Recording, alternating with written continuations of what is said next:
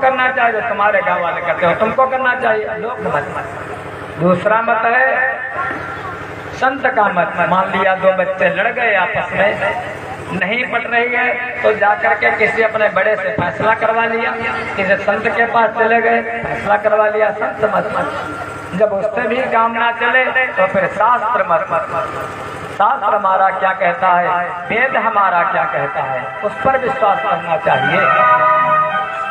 अम्बरीश ने ब्राह्मणों से पूछा, संतों से पूछा, बताओ क्या करें, मुहूर्त निकला जा रहा है, अभी संत भगवान आए नहीं, पारण करूं या ना करूं। ब्राह्मण लोग बोले, ब्राह्मण बोले हे राजन जो चरणामृत है नारायण का, वह भोजन का भी योग नहीं, साधन भी है पारायण का।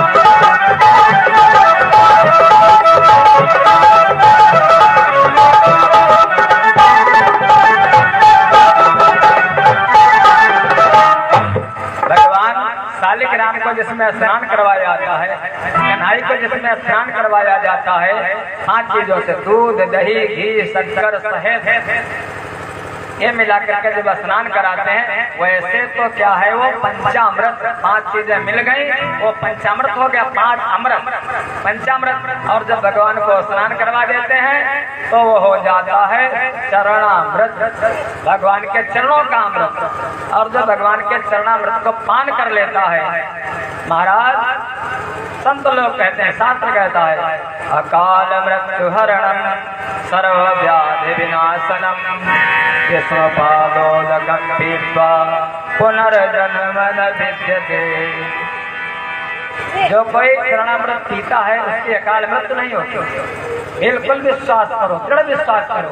सर्वव्याधि विनाशनम, सारी व्याधियां मिट जाती हैं और पुनर्जन्म न विद्यते, दोबारा उनका जन्म नहीं होता है। ऐसा तो फिर जैसे चरणामृत लेकर के और आदर से लेना चाहिए भगवान का, विश्व का पादोदक जब ले तो ये एक हाथ से नहीं, एक हाथ इस पर रख करके, और ये तर्जनी, ये तर्जन करती है, उसको ऐसे करके और पहले नमस्कार करे। वो तो भगवान का प्रसाद, प्रसाद माने पास से प्रभु, साथ से साक्षात और दास से दर्शन, उनका प्रणाम करके ग्रहण करे। ऐसे किया महाराज अम्बरीश ने। जैसे चरणामृत पिया, दुर्वासा जी लेके पीने जा रहे थे, पी लिया। दुर्वासा जी सामने से आए, अरे हमारे बिना खिलाए हमको तूने पानी पी लिया। क्रोध आ गया दुर्वासा जी को, तो जरा जरा सी बात पर कुपित हो जाते थे। दुर्वासा ने किया क्या, एक भक्त पर उन्होंने ये नहीं सोचा मैं भक्त को सताने जा रहा हूँ, आगे हमारी क्या गति होगी। तत्काल जटाएं खोल खाल, लंबी लंबी जटाएं, लंबे लंबे बाल, तत्काल जटाएं खोल खाल, राक्षसी एक प्रकटा डाली, अपने मंत्रों की शक्ति लगा राजा की ओर बढ़ा।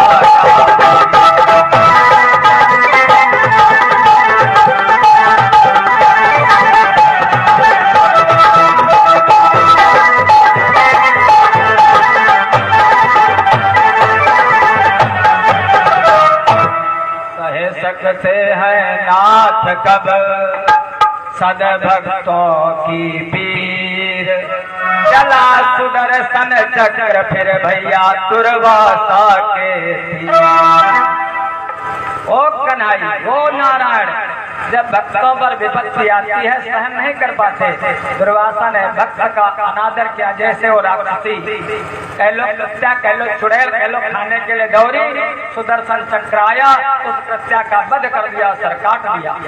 देखते देखते और वो चक्र रुका नहीं, आकर के दुर्वासा की गर्दन की तरफ बढ़ गया, इतना दूर जो सर तना हुआ था दुर्वासा का नीचे झुक गया।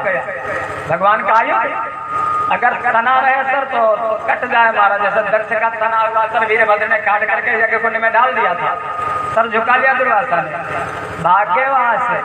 ब्रह्मलोक रक्षा करो रक्षा करो, ब्रह्मा ने कहा अरे नहीं हमारे बस की बात नहीं। भोले बाबा के पास है, रक्षा करो नाथ। भोले बाबा ने कहा अरे ना, हमारे इष्ट देव का चक्र मैं कैसे रक्षा कर सकता हूँ। तीनों लोकों में भ्रमण करते बचाने वाला कोई नहीं, जो भक्तों को सताता है, समझ लेना भैया, संतों का भक्तों का अपमान मत करना। जो भक्तों को सताता है भगवान उसकी बड़ी दुर्गति कर देते हैं। तीनों लोकों में ठौर नहीं मिलता उसको, वैसे दुर्वासा का हुआ। कौन बचा सकता है? केवल संत ही बचा सकते हैं। रास्ते में मिल गए देवर्षि नारद, कहा वैसे तो बड़ा सिर उठा रहता था, झुक गया। दुर्वासा ने कहा रे बताओ कहाँ जाऊं? कहने लगे जिनका चक्र है उन्हीं के पास जाओ, चक्रधारी के पास। वैकुंठ गए, नारायण के पास, प्रभु रक्षा करो। भगवान ने कहा हमारे तो बस की बात है नहीं, मैंने चला दिया, बचा तो मेरा भक्त ही सकता है जिसकी मैंने रक्षा की थी। दुर्वासा अगर बचना तो वहीं जाइए। दुर्वासा फिर वैकुंठ से जहाँ से चले थे वहीं फिर परिक्रमा करके आ गए पृथ्वी की। अम्बरीश कितने भक्त हैं, हमारे दरवाजे से कोई संत भूखा चला गया, वैसे के वैसे बैठे रहे। कितने दिन बीत गए? 1 वर्ष बीत गया। 1 वर्ष, क्योंकि अपने यहाँ का समय तेज चलता है और देवलोक का समय धीरे धीरे चलता है, बहुत धीरे। क्या किया?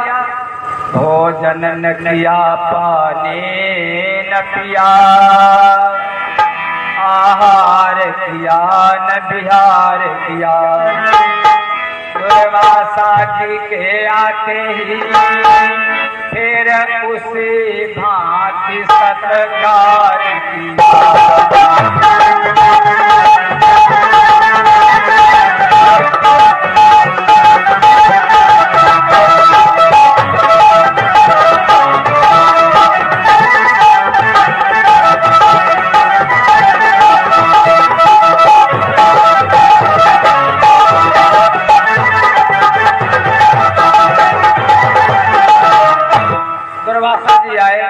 और कोई होता तो कहता है हमको सताता काटो इसका सर, लेकिन वैसे के वैसे चरणों में गिर गए। प्रभु कोई बात नहीं, अभी तक मैंने पारण किया था, जो चरणामृत लिया, पारण नहीं किया अभी मैंने। महाराज भोजन करो। दुर्वासा ने कहा भोजन तो बाद की बात, पहले इसको शांत करो। भक्त अम्बरीश ने सुदर्शन चक्र को हाथ जोड़ा, वो भगवान के पास फिर पुनः चला गया, दुर्वासा का सत्कार किया। जो भगवान के भक्त होते हैं कभी चिंता नहीं करते, कभी भी मृत्यु भी आ जाए, काल भी आ जाए, चाहे दिवाला निकल जाए, नरसिंह के जैसे, मीरा के जैसे, कभी चिंता नहीं करते, कभी भी। क्यों चिंता करें? आखिर चिंता तो नहीं करते आप लोग। वैसे पहले मैं करता था, 20-25 साल पहले, अरे बहुत चिंता करता था महाराज, बहुत चिंता, क्या होगा, कैसे कमाएंगे, कैसे खाएंगे। लेकिन चिंता कब हटती है? जब गुरु मिल जाते हैं तब। गुरुदेव मिले, गीता मिली, भगवान का सहारा मिला, अब चिंता नहीं महाराज। चिंता क्यों करें? काहे की चिंता?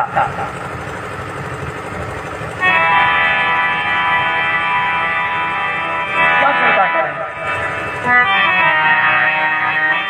और चिंता करनी भी नहीं चाहिए। जायते दुखम, भक्तराज अम्बरीश ने चिंता कभी, भगवान के भक्त चिंता नहीं करते हैं। क्यों नहीं चिंता करते? चिंता करे बुलाए हमारी,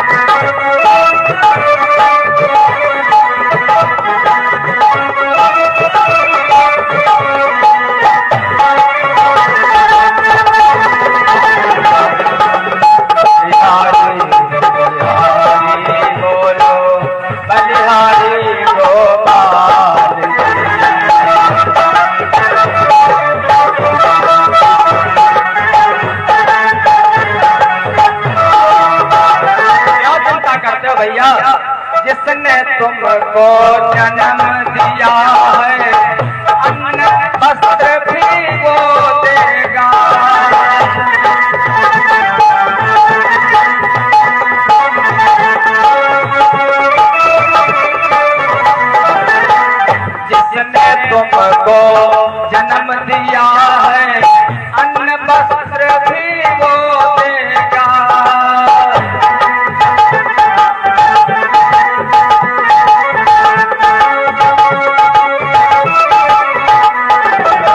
सिर ढकने को छत भी देगा, खबर तुम्हारी भी देगा।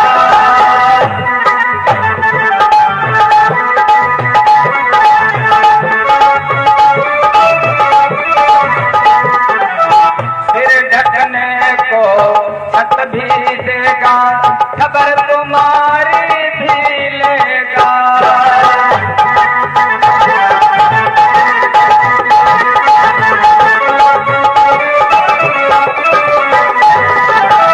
मस्त रहो निर्भय हो प्यारे, मस्त रहो निर्भय हो प्यारे, चिंता छोड़ो रोटी दाल की, बलिहारी बलिहारी बोलो, बलिहारी नंदलाल।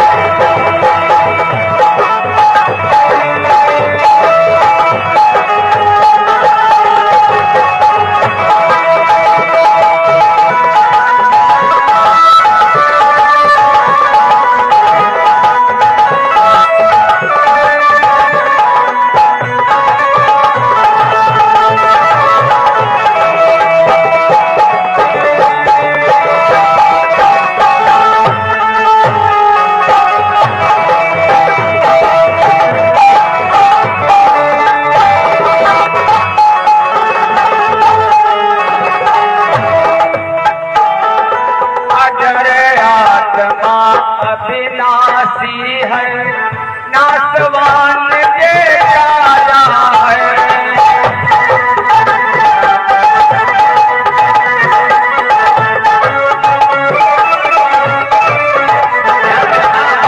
आत्मा का कभी नाश नहीं होता, मरता तो शरीर है, जीव आता जाता है। अजर आत्मा अविनाशी है, नासवान ये राजा है।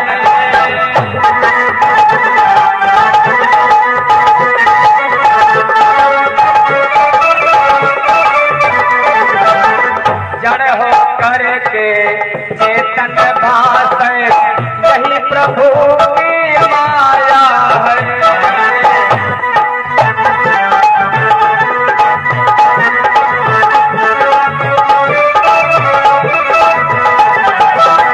जड़ चेतन का भेद समझ कर, जड़ चेतन का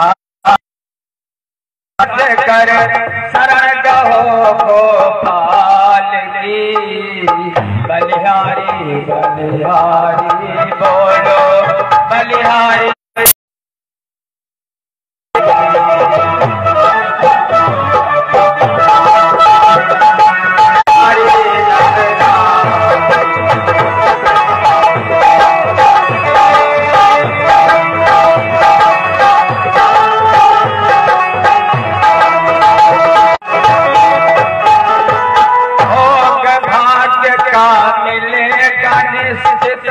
जो कर्म में है, जो भाग्य में है वो मिलेगा। चाहे खेत चले जाओ, चाहे जंगल, चाहे घर, मिल जाएगा भोजन महाराज। भोग भाग्य का मिलेगा निश्चित, घर में हो या बाहर हो।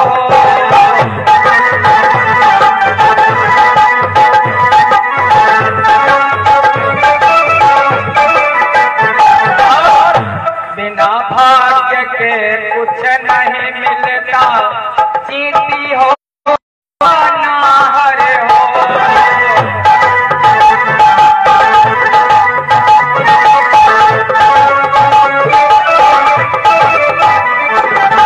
बिना भाग्य के कुछ ना मिलता, चींटी हो या ना हरे हो।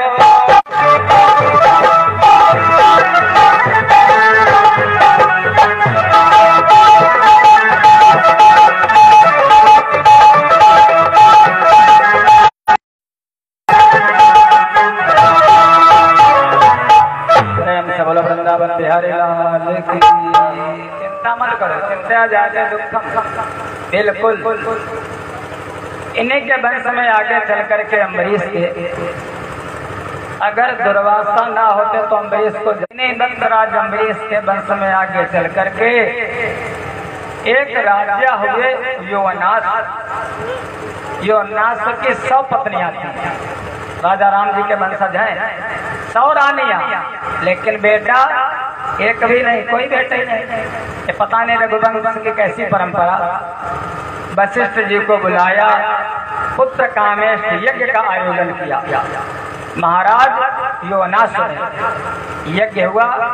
यही इस समय यज्ञ का सीजन चला है। जेठ का महीना, आषाढ़ का महीना, वैशाख का महीना। कहने लगे कहाँ यज्ञ किया जाए? मखौरा में, जहाँ पर मख बना, वहीं पर जाकर के यज्ञ करने लगे।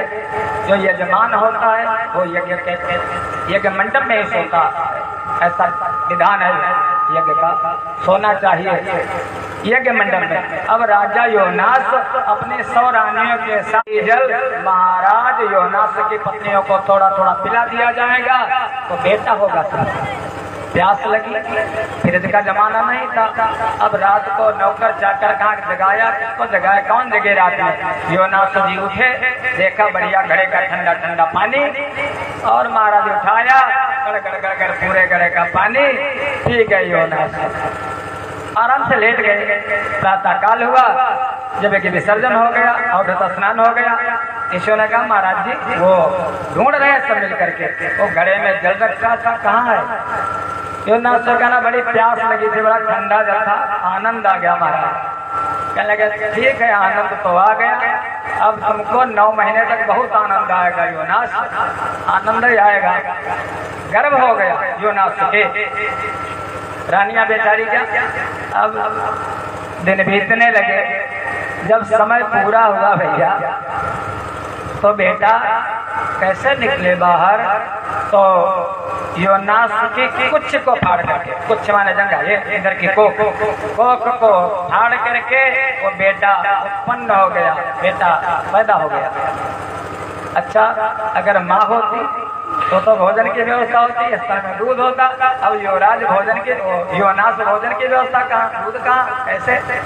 लेकिन भगवान पर विश्वास करो, जब दांत नहीं तब दूध दियो, जब दांत रहेगा अन्न न दे हैं। वो भगवान ने इंद्र को भेज दिया, इंद्र आए, जो बेटा हुआ, बेटा का नाल छेदन। आजकल की कौन बढ़िया पैसा दे दे करके खूब अपनी बिटिया को क्या कराते, ट्रेनिंग, काहे की एनम। पहले हम लोगों के यहाँ गांव में साइकिल पर बिठा करके वो ले आता था उसको, और कहते बस आ गया, छूट होगा, जब चली जाएगी तो घर पवित्र हो जाएगा।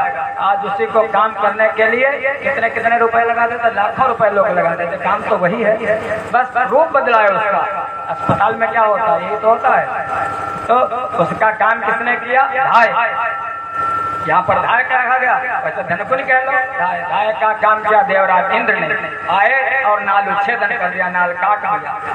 फिर बच्चा भूखा है तो देवराज इंद्र ने अपनी उंगली उसके मुख में डाल दी, अमृत पी करके बच्चा की क्षुधा शांति हो गई। नाम पड़ गया मानधाता। माता और धाय का दोनों काम देवराज इंद्र ने किए, इसलिए मानधाता नाम पड़ा। इन्हीं के वंश में आगे चल करके और कई राजा हुए। एक राजा हुए, एक ऋषि हैं जिन ऋषि का नाम है सौंभर। इन्हीं के वंश में राजा हुए जिनका नाम था मुचकुंद। आगे कथा है कि भगवान ने उनकी रक्षा की थी, देवासुर संग्राम में उन्होंने घोर युद्ध किया था। मुचकुंद के 50 कन्याएं हैं, 50 बेटे हैं। एक संत है जिन संत का नाम है सौंभर। सौंभर तपस्या करने के लिए चले गए जंगल में, यमुना जी के किनारे तपस्या करते हैं। तब तक देखा क्या, यमुना जी में गए जल भरने के लिए कमंडल लेकर के, तो देखा यमुनांतर जले मग्न सप्तमानः परन्तप निवृत्तिमेन राजस्य वीक्षमय पुनधर्मिणः एक मत्स्य और मछली दोनों जल में मैथुन कर रहे हैं, जल क्रीड़ा कर रहे हैं। उनके बहुत से बच्चे हैं। मन में विकार आ गया एक संत के, इसीलिए संत को क्या संगत नहीं करनी चाहिए। संत को संगत ही गुण उपजय, संगत ही गुण जाए, बांस पासर मिश्री एक बाव बिकाए। अगर कोई साथी है आपका पीने खाने वाला है, एक दिन बचोगे, 2 दिन बचोगे, फिर तीसरे अरे थोड़ी डालो, बस एक दाना डालो पुड़िया का। एक ही दाना डालते डालते अरे दाढ़ में दर्द है, अच्छा एक दाना रख करके दो, देखो गुलमंजन करके देखो, और वो लत बन जाती है, फिर वही घातक हो जाती है। संगत ही गुण उपजय, वो तुम्हारा मित्र नहीं है जो पुड़िया फाड़ करके और तुम्हारे आगे ले। वो तंबाकू खाने वाले महाराज कैसे खिलाते हैं, देखो वो मालूम पड़ता कोई अमृत दे रहे हैं, वो हाथ ऐसे लगा लेंगे।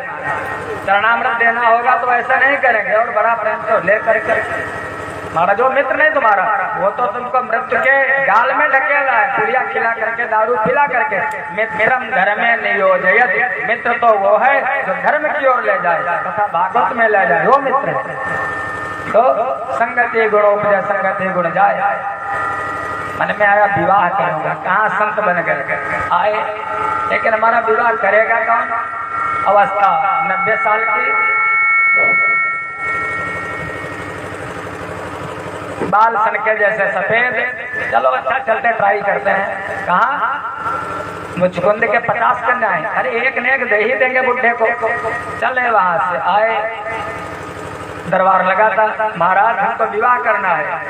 सबने देखा, हमें लगता है बुढ़ा जो है बौरा गया है, आया विवाह करना, अपनी उम्र नहीं दिखाई देती इसको।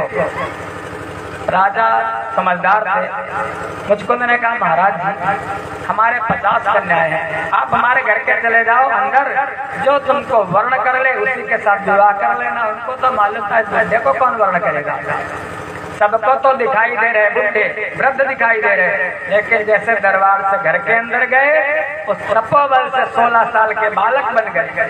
अब एक से कहा क्या विवाह करोगी हमारे साथ, उसने कहा। दूसरे ने कहा, 50 कन्याओं ने कहा मैं विवाह करूंगी। अब वो 50 कन्याएं बरमाला डाल देती हैं और बाहर निकले, 1 2 3 4 5 6 7 8 9 10 50 पीछे पीछे हुआ गया। दरबारियों को दिखाई देते हैं कोई बूढ़ा, और उन कन्याओं को दिखाई दे रहे हमारे पति हैं तो 16 साल के युवा हैं, लेकर के चल दिए जंगल में आकर के अपने तपोबल से 50 मकान बनवा दिए, 50 भवन बनवा दिए, 50 रानियां उनकी, 50 भवन में तपस्या का बल है किसी संत की। और एक दिन साल बीत गया, जब 1 साल बीत गया, राजा ने सोचा कन्याएं तो सभी चली गई थी, चलो चल करके देखते हैं कैसे रखता है वो महात्मा। गए तो जाकर के देखा बढ़िया बढ़िया बिल्डिंगें बनी हैं, 10 मंजिलें। देखा ऊपर से बेटी ने पिताजी आए हैं, अरे आओ पिताजी। देखा बेटी बताओ कैसी हो, अरे सब ठीक बहुत अच्छा है, किसी बात की कमी नहीं है पिताजी। कहने लगे कोई दुख तो नहीं, कहने दुख तो बस एक ही है, हमारी 50 बहनों 49 बहनों के साथ विवाह किया था, लेकिन हमको छोड़ करके गए ही नहीं आते। वो बहनें कैसे रहती होंगी। जब दूसरे के घर गए महाराज मुचकुंद, उसको देखा, उसने कहा ठीक हूँ लेकिन हमको छोड़ करके जाते ही नहीं है। 50 भवन 50 रूप बना लिए, ऐसे ऋषि सोमवारी, ऐसी तपस्या की। तपस्या का फल ऐसा, इसीलिए कहा जाता है संगत को ध्यान में रखना चाहिए। इन्हीं के वंश में आगे चल करके त्रय संकवो हरिश्चंद्रो दिशानेत्र वशिष्ठयो यस्मिन् भक्तुद भवन पक्षिण बहुवार्षिकम्। इन्हीं के वंश में राजा हरिश्चंद्र हुए। हरिश्चंद्र के बाद विश्वामित्र और वशिष्ठ की प्रतिस्पर्धा हुई। हरिश्चंद्र उसके बीच में पिसे हरिश्चंद्र की परीक्षा हुई। त्रिशंकु के हरिश्चंद्र और इन्हीं के आगे चल करके वंश में बहुत से राजा हुए। खटवांग दीर्घ बाहुश्च रघोत्कस्मात् प्रथुस्रवः अजसप महाराज तस्मात् दशरथो भवत्। कौन कौन? खटवांग, खटवांग के दीर्घ बाहु, दीर्घ बाहु के रघु, रघु के अज, प्रथु, प्रथु के अज, अज के महाराज दशरथ और महाराज दशरथ जी के 4 बेटे राम, लक्ष्मण, भरत, शत्रुघ्न। ये उन्होंने, राम जी ने माँ जानकी के साथ धनुष तोड़ करके स्वयंवर किया, विवाह किया। उसके बाद पिता के वचन मान करके जंगल में गए, जंगल में समुद्र पर पुल बनाया और पुल बना करके राक्षस राज रावण का संहार किया, दुष्ट का वध किया। आदौराम तपोवनादिगमनम हत्वा मृगा कांचनम वैदेहरणम जटायुमर्णम सुग्रीव संभाषणम। लंका पर पुल बना करके सारी रामायण, राम कथा अभी सुनो, उसमें भगवान राम का चरित्र है। भागवत जी में बस थोड़ा आंशिक रूप से, ऐसे भागवत की कथा तो होती है, लेकिन हो सकता है कथाएं आप लोगों ने सुनी हो। और भागवत आजकल कोई सुनने वाला नहीं, भागवत को नहीं सुनता। सुनता क्या है? उसको छाप लगे, उसको मनोरंजन हो, ये चाहिए उसको, कथा नहीं। और खाली कथा कथा जैसे हेमनाथ हमारे यहाँ का महाराज बैठे रहे थे, कुछ भावत नहीं, इतना इंतजाम उनको बोलूंगा कि कथा ही बांटती हमको। एक कहीं पंडित जी, छोटा सा बालक पंडित जी का, उसका मन आया क्या किया जाए, वेद पढ़ा जाए। तो वेद पढ़ने के लिए कहाँ जाया जाए, तो सोचने लगा काशी जाया जाए वेद पढ़ने के लिए। तो काशी जी चल दिया वेद पढ़ने के लिए। काशी गया, बढ़िया शिक्षा प्राप्त की, चारों वेदों का अध्ययन किया, पुराणों का अध्ययन किया, शास्त्रों का अध्ययन किया। अध्ययन करने के बाद वहां से आज से उस दिन आया था, पहले दिन आचार्य कितना सुंदर मंत्रों का उच्चारण कर रहा था। वहां से चल दिया, शिक्षा पूरी हुई गुरुकुल से। ट्रेन में बैठा, ट्रेन में बैठ करके आ रहा है, श्री राम जय जय राम, बढ़िया सा अचड़ा, बढ़िया सा कुर्ता, स्मार्ट सा बेटा लड़का। कुछ भूख लगी तो गाड़ी रुकी स्टेशन पर, तो भूख लगी, सोचा नीचे फल ले ले थोड़े। तो फल लेने के लिए उतरा। जो भक्त लोग होते हैं इधर उधर का आटा सटा नहीं खाते हैं। फल लेने के उतरा तो उसने 1 किलो सेव तौला लिया, 100 किलो तौला एक जेब में हाथ डाला। तो जैसे जेब में हाथ डाला कुछ लेकर के आता था। अब वो हाथ चला गया कुर्ते की जेब के नीचे, जेब कतरे ने साफ कर दी। वो छोड़ते किसी को, उनको ये नहीं लेना या संत है या भगवंत है कौन है, उनको अपने काम बनाने से मतलब। चोर गिरा काट घूमते रहते हैं। अब वो तो आ रहा काशी जी से। आप अभी अगर हरिद्वार को जाओ तो हरिद्वार में क्या है, जैसे हर की पेड़ी पर या तो 2 लोग हो, और आप तो कर है जैसे गंगा जी में घुसे, गंगा जी में हर हर गंगे, हर हर गंगे, हर हर गंगे, और वहीं पर घूम रहे चोर, बदमाश, लुच्चे, लफंगे, नंगे। वो कहते हैं तुम करो हर हर गंगे और हम तुमको कर देंगे नंगे, कपड़े उठा करके ले जाएगा महाराज। वैसे के वैसे पूर्वज आप लोगों के भी हैं, भक्तों के। और जब भक्त हर हर गंगे करता है, वो कहते हैं मैं तो धन्य हो गया, हमारा बेटा आया कम से कम हरिद्वार में। और पुरखे उनके भी हैं, चोर बदमाशों के भी। वो कहते क्या बताऊं, तीसरी शाखा कैसा कुपुत्र पैदा हो गया, हमारी मुक्ति कैसे होगी। तो चोरों को इससे लेना देना नहीं, जेब तो कट गई। लेकिन उसने फल वाले ने फल दे दिए, महाराज ले जाओ, कोई बात तुम्हारे नाम से निकल गया तो निकल गया, चिंता करे बलाए हमारी। भगवान जो राम जी का नाम लेता है, राम उसका पेट भरते हैं। सोचने लगा अब क्या करूं, पैसे तो रहे नहीं, आगे जाऊंगा टीटी पकड़ लेगा। उतर लिया स्टेशन पर। जब स्टेशन पर उतरे, कहाँ जाऊं, एक गांव दिखाई पड़ा, बिल्कुल गांव, पिछड़ा हुआ गांव, कहीं इलाका। ऐसे उस गांव में जाकर के पहुंचा। अच्छा जाए कहाँ, जैसे हम लोग कहीं जाते हैं तो किसके घर में जाएंगे, रामायुध अंकित ग्रह शोभा भरन न जाए। देख लेंगे अगर ठीक ठाक है, तुलसी का पेड़ लगा है, झंडा लगा है, सनातन धर्म का कुछ भगवान का ओम अंकित है, चलो वहां जल पी लेंगे उसके घर में। उसने सोचा गांव के पंडित जी के घर चले। तो पंडित जी के घर गया। पंडित जी ने देखा, कहाँ से आए हो? उसने कहा महाराज हम भी पंडित, तुम भी पंडित, बिरादरी का मामला। काहे की बिरादरी? बिरादरी का मामला। मालूम नहीं बामन कुत्ता हाथी बिरादरी। कहाँ से आ रहे हो? अरे अपना प्रभाव बताया, काशी जी से आ रहा हूँ। जैसे बताओ, है महाराज कहाँ के? है तो हरदोई के ही, है चढ़ा के, और लिख दिया अगर महीना भर वृंदावन में रह करके आ गए। वृंदावन से पधारे महाराज, धर्मेंद्र तो चढ़ने वाले हैं, लिखा नहीं पाए महाराज, लिखाते भी नहीं। अभी 4 दिन लेकर के अयोध्या में, अरे वो महाराज दास अयोध्या से पधारे, हरिद्वार से पधारे। जन्मभूमि अगर ब्रजमंडल में जिसकी हो तो अलग बात है, लेकिन ऐसे काशी जी से आ रहे हैं। पंडित जी ने कहा काशी, अरे कलकत्ते से आ रहे हो, क्या लेना देना, क्या लेना देना?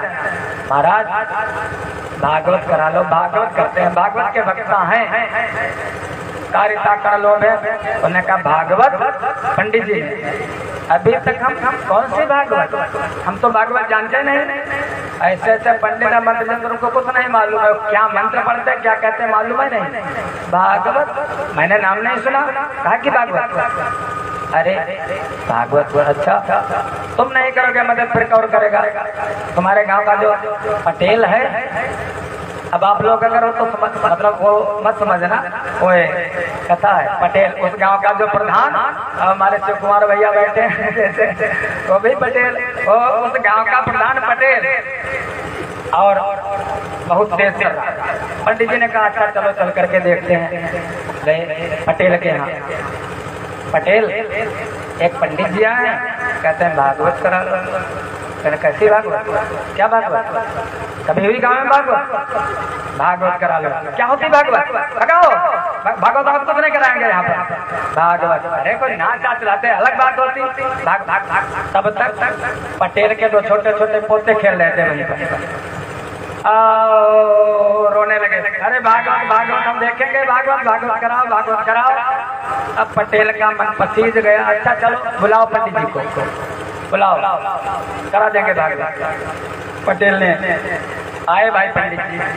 पंडित जी एक बढ़िया सा चबूतरा बना, गांव का प्रधान उसी पर बैठ करके वो अपना न्याय फैसला करता था। बढ़िया सा चबूतरा, और रात में सो भी जाता था उसी पर। पंडित जी आए, देखा चबूतरा, चबूतरे पर बैठ गए। अब सोचने लगे यहाँ बेदी क्या बनाए, मंच क्या बनाए, और चलो अपना जो कंबल ओढ़े थे उसी को अपना बिछा लिया, आसन लगा लिया, भागवत जी को आगे रख लिया। साधन है, जैसे इनका साधन है उनका साधन ये, हमारा साधन ये, आपका साधन ट्रैक्टर, किसी का साधन जिसका जो साधन, भागवत जी को आगे विराजमान कर दिया।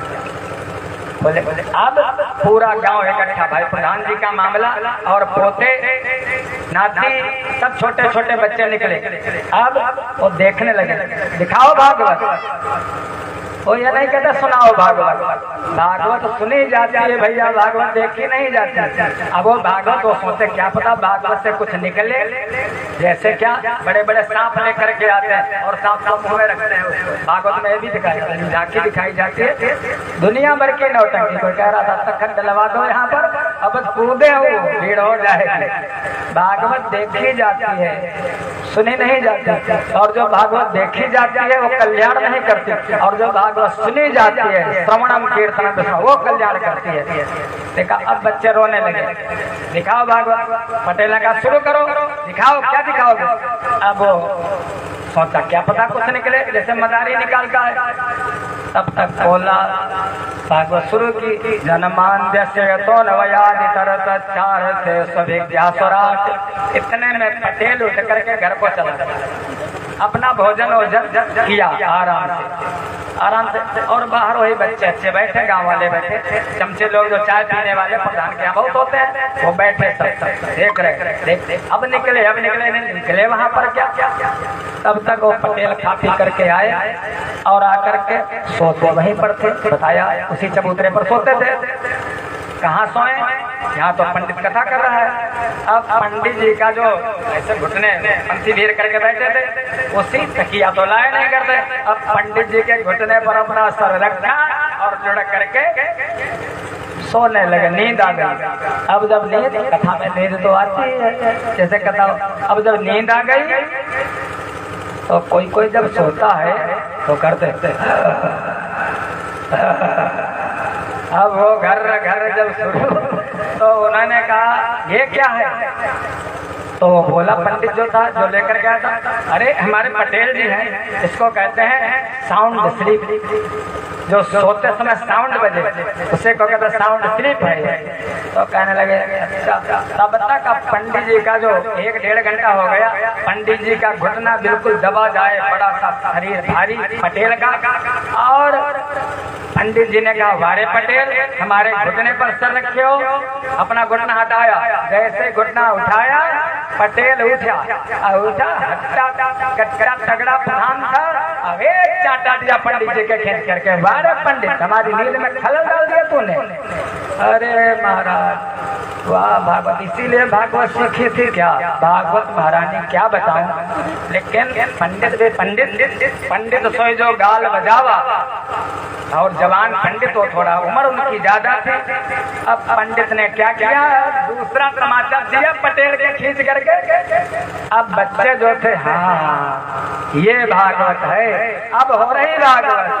वाह भाई वाह, क्या पटेले की दमा जो भागवत करवा सकते। अब पटेल ने दूसरा तीसरा गुत्थम गुत्था दोनों में हिड़क हो गई, सब लोग दूर। कहा छुड़ाओ, अपन जो पटेल की पटेल छुड़ाओ। अरे छूना मत, भागवत हो रही है। अरे कोढ़ी हो जाओगे छुओगे तो। अरे छूना मत, भागवत चल रही है, भागवत। अरे पटेल, अब भागवत पटेल पर चढ़ रही है, पंडित जी भागवत कर रहे, भागवत पटेल पर चढ़ी जा रही है। अब उठा करके गांव में ऐसा होता था, पहले बखारी बनाई जाती थी, तो गेहूं डालने वाली गड्ढा खोद करके, और पंडित जी ने पटेल को उठाया, दबोचा और उसी खोड़ में ले जा करके गचा अंदर गिरा दिया, और उनकी छाती पर बैठे पटेल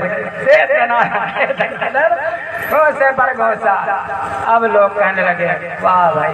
तब तक पटेल की भैया पत्नी आई, पटलाए, कहने लगे भागवत महारानी हमारो भाग तुम फोड़ डारो, चाहे जो कुछ ले हमारी लाज को रखैया देओ। अरे भागवत महारानी चाहे जो कुछ भी ले लो, लेकिन हमारी लाज को बचाने वाला इसको तो छोड़ दो। तब तक बहन भी आई थी भागवत सुनने के लिए।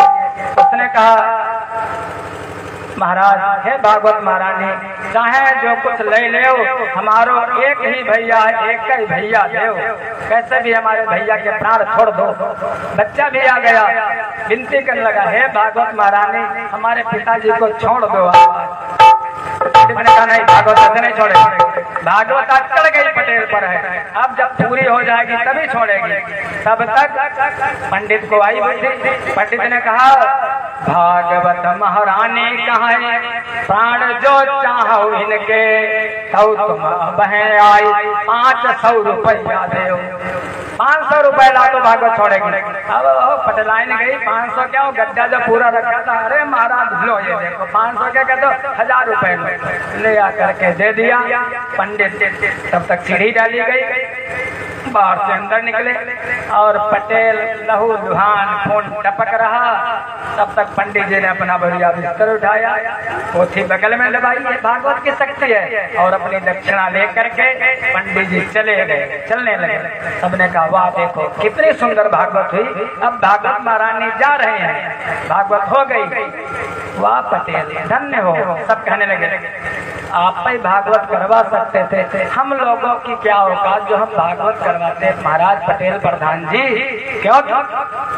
सब पटेल कहने लगा अरे हमारी क्या भैया, सब आप सब पंचों की दया है जो आप सबने मिलकर के भागवत करवा ली, हम क्या, आप सभी लोगों का सहयोग है। तो ऐसी भागवत महाराज अगर ये भागवत हो तो ठीक है, और तो अच्छा लगे, लेकिन भागवत सुनने वाला को नहीं। भागवत जो हो सकता 4 दिन हो गए मैंने कोई दृष्टांत नहीं सुनाई हो 4 दिनों में। अरे भागवत में इतनी कथा है, एक से एक कथा है, 24 अवतारों की कथा है, तो किसको क्या सुनाया जाए। प्रेम से बोलो वृंदावन बिहारी लाल की। इन्हीं के वंश में आगे चल करके भगवान का एक अवतार हुआ। 24 अवतारों में से एक है, 17वां अवतार माना जाता है, जिनका नाम है परशुराम। एक ऋषि है जिनका नाम है जमदग्नि, उनकी पत्नी का नाम रेणुका। कदाचित रेणुकायाता गंगाया पद्ममालिनम गंधर्वराज क्रीडस तपोया हरिपश्यत। रेणुका गए गंगा जी में जल भरने के लिए, उधर से वापस आ रही थी तो देखा एक कोई भील जो है वो अपनी पत्नी के साथ रति कर रहा है, तो रास्ते में देर लग गई। जब वापस आए तो जब दगनी ने पूछा कहाँ देर लग गई, उन्होंने बता दिया मैंने कहीं कुछ देखने लगी वहां देर लग गई। जब दगनी ने सोचा एक संत की पत्नी लेकिन कामना इतनी जवान कि हमारे लायक तो है नहीं। जमदग्नि ने कहा उनके 4 बेटे हैं, बड़े वाले से कहा अपनी माँ को मार दो, अपनी माँ का वध कर दो। बड़े वाले बेटा ने कहा पिताजी माँ को मारना ठीक, मैं नहीं मार पाऊंगा, हमारे बस की बात नहीं। दूसरे से कहा अपनी माँ का वध करो, उन्होंने भी कहा नहीं मैं नहीं कर पाऊंगा। तीसरे से कहा, उसने भी जवाब दे दिया। जब चौथे हैं छोटे वाले परशुराम जी, परशुराम जो हाथ में परसा रखते हैं, परशुराम जी ने पिताजी ने कहा बेटा अपनी माँ का वध कर दो, ये हमारे लायक नहीं है। बस जैसे पिताजी ने कहा मात पिता गुरु आज्ञा माने बिना विचार करे शुभ जाने। माता के भक्त हुए लेकिन परशुराम पितृ भक्त हुए। जैसे पिताजी ने कहा तत्काल बिना कुछ कहे सुने हर से की सीधी धार हुई, यानी बेटे के हाथों से पूरी माता संगार हुई।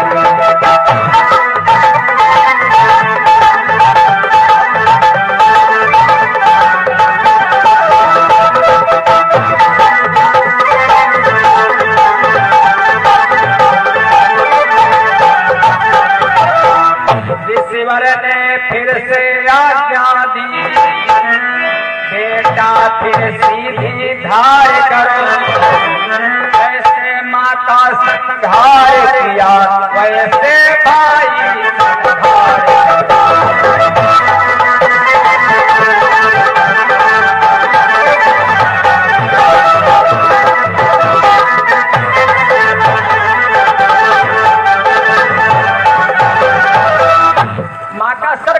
झटके में अब जमदग्नि ने कहा बेटा जैसे माँ का सर काटा है, भाई हमारी बात नहीं माने थे हमारे पुत्र, उनको भी काटा। परशुराम जी ने सोचा विचारा नहीं, उनका भी सर अलग कर दिया। ऐसे पुत्र भक्ति प्रसन्न हो गए। महाराज जमदग्नि बेटा वरदान मांगो, बहुत प्रसन्न हो। परशुराम जी ने कहा पिताजी अगर वरदान देना चाहते तो हमारी माँ को जीवित कर सकते। वो तो सब बातें हैं ना समझाने की, ऐसा कौन होगा जो अपनी माँ का वध करेगा। परशुराम जैसे भगवान क्या होता, पिताजी माँ को जीवित कर दो। कहने के ठीक है पिताजी हमारे भाइयों को भी जीवित कर दो। जब जमदग्नि ने कहा ये बस वैसा ही होगा, पिताजी ऐसा हो हमारी माता और हमारे भाई ये जान भी न पाए कि मैंने इनको मारा था, नहीं तो इनका द्वेष हो जाएगा। ऐसा ही होगा, ऐसा वरदान दिया महाराज जमदग्नि ने। वो परशुराम जी पिता भक्ति ऐसी थी, एक समय उस समय जो क्षत्रिय लोग थे राजा लोग दंड हो गए थे अपने बाहुबल से। भुजबल भूमि धूप बिनुकीनी विपुल बार में देवन दीनी। शास्त्रार्जुन ने जमदग्नि का वध कर दिया था। इनकी मां रेणुका ने 21 बार अपने मस्तक को पृथ्वी पर पटका था, इसलिए परशुराम जी ने प्रतिज्ञा की थी 21 बार क्षत्रियों से भीन कर दूंगा पृथ्वी को। एक कारण था भुजबल भूमि धूप बिनुकीनी विपुल बार में देवन दीनी। वो परशुराम जी ऐसा एक अवतार हुआ भगवान का। प्रेम से बोला परशुराम भगवान की। आगे चल करके एक राजा हुए जिन राजा का नाम है रंतिदेव। राजा रंतिदेव कहने को तो राजा है लेकिन भगवान के बड़े भक्त हैं, निरंतर भगवान की भक्ति। एक दिन ऐसा समय आया कि 49 दिन बीत गए, लेकिन राजा को न तो भोजन मिला न तो पानी मिला। भूखे हैं, पूरा परिवार उनका भूखा, रानी भी भूखी है, बेटे भी भूखे हैं। 49 दिनों के बाद कोई जब भोजन का थाल सामने आया तो कोई भिखारी आ गया। वो कहने लगा, राजन मैं तुम्हारे भोजन में आधे का अधिकारी हूँ। भोजन दे दिया अपने आगे का, रानी ने भी दे दिया, उसका पेट नहीं भरा, बचा हुआ भोजन भी दे दिया। तब तक एक चांडाल आया, चांद डालने का राजन बहुत जोर प्यास लगी है, जो पानी था वो भी दे दिया अपने आगे का रंति देव ने। उसी समय देवलोक से विमान आया तो भक्तराज रंति देव भगवान के धाम को चले गए। रंति देव की कथा था। एक समय पृथ्वी पर प्रलय हुआ, महाप्रलय नहीं, प्रलय हुआ। एक होता प्रलय, एक होता महाप्रलय, एक होता आत्यांतिक प्रलय। आत्यांतिक प्रलय में कुछ नहीं बचता है, लेकिन प्रलय में जीव इत्यादि बच जाते हैं। प्रलय हो गया पृथ्वी पर। कैसे हुआ? तो एक राजा है, जिन राजा का नाम है सत्यव्रत। राजा सत्यव्रत अपने घर से चले स्नान करने के लिए कृतमाला नदी के किनारे गए। कृतमाला नदी के किनारे जाकर के स्नान करने लगे। जब स्नान करने लगे, स्नान करने के बाद कमंडल जैसे डाला नदी में तो एक छोटी सी मछली आ गई हाथ में। मेरी रक्षा करो, रक्षा करो, बड़ी बड़ी मछलियां मच्छर खा जाएंगे। कमंडल में रख लिया, घर लेकर के आए, पूजा इत्यादि की। उतनी देर में मछलियों बड़ी हो गई पूरे कमंडल में। कहने की राजन कमंडल में मेरा शरीर समाहित नहीं होता है, ऐसा करो हमको कहीं अलग ले चलो। राजा ने कुएं में डलवाया। थोड़ी देर बाद मछली कुएं में भी बड़ी हो गई। राजन सांस नहीं ले पा रहे हैं, हमको अन्यत्र ले चलो। राजा ने ले जाकर के एक तालाब में डलवाया। तालाब देखते देखते राजा क्यों मछली तालाब के बराबर हो गई, पूरा तालाब भर गया। राजन रक्षा करो पाए माम, मैं इसमें बच नहीं पाऊंगा। फिर नदी में लेकर के गए।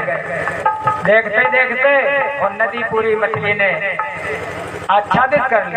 राजन मुझको कहीं अन्यत्र ले चलो, नदी में भी मैं रह नहीं पाऊंगी। राजा रंति देव ने अपने तपोबल से उस मछली को समुद्र में ले जा करके पहुंचा दिया। जब पहुंचाया, देखते देखते वो मछली बहुत बड़ी हो गई और कहने लगी, हे सत्यव्रत आज के 7वें दिन पृथ्वी पर प्रलय हो जाएगी। भगवान का एक अवतार है, प्रेम से बोलो मत्स्य भगवान की। मत्स्य भगवान का अवतार राजा सत्यव्रत, ऐसा करना पृथ्वी पर जितने भी बीज हैं, जितने भी द्रव्य हैं, सबको एकत्रित कर लेना। आज के 7वें दिन यहाँ पर एक नाव आएगी। उस नाव में 7 ऋषि बैठे होंगे और मैं मछली बन करके आ जाऊंगा। उस नाव को हमारे सींग में बांध देना, उसी नाव में तुम बैठ जाना सारे बीजों को लेकर के। 7वें दिन प्रलय हो गई पृथ्वी पर, कुछ नहीं बचा, सब जल ही जल हो गया। नौका में सब ऋषि आए। राजा सत्यव्रत ने उस नौका को उसी में मछली के सेक में बांध दिया। अब वो मछली जो है कथा सुनाने लगी सप्त ऋषियों को और महाराज सत्यव्रत को। उसी का नाम पड़ा 18 पुराणों में से एक है मत्स्य महापुराण। मत्स्य भगवान ने सुनाया उस पुराण को। प्रेम से बोला मत्स्य भगवान की जय। ऐसे ऐसे भक्त हुए, जो भगवान की भक्ति करता है भगवान का भक्त हो जाता है। चाहे नरसिंह हो, चाहे मीरा हो, चाहे ध्रुव हो, चाहे प्रहलाद हो, सब भव सागर से तर जाते हैं। महाराज एक छोटी बिटिया आई थी, कथा समापन हुई, हमें लगा बैठी है यहाँ पे पीछे से। उसने कहा था पंडित जी मीरा वालों गाना सुनाई दिया। उसने कहा था, तुमने कहा ठीक है, अरे भक्त है, छोटी बिटिया है, वो भी मीरे के जैसे, हमें लगता बैठी है यहाँ। तो एक छोटा सा भक्त कैसे होते हैं? मीरा ने भक्ति कैसे की, नरसिंह ने भक्ति कैसे की, ध्रुव ने भक्ति कैसे की, प्रहलाद ने भक्ति कैसे की। प्रेम से बोलो वृंदावन बिहारी लाल की।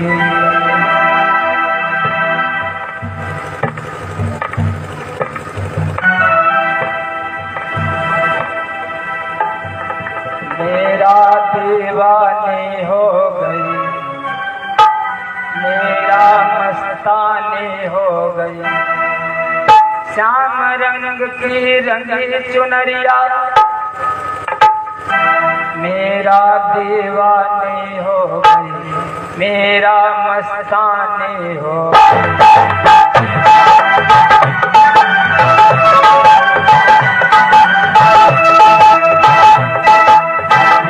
दीवानी हो गई, मेरा मस्तानी हो गई।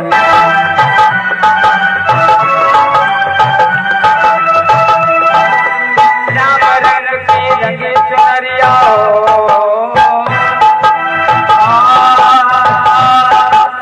श्याम रंग की रंगी चुनरिया हो, मेरा दीवानी हो गई, मेरा दीवानी हो गई, मेरा दीवानी हो गई, मेरा दीवानी हो गई। श्याम रंग में रंगी चुनरिया हो, मेरा दीवानी हो गई, मेरा दीवानी हो गई, मेरा दीवानी हो गई, मेरा मस्तानी हो गई।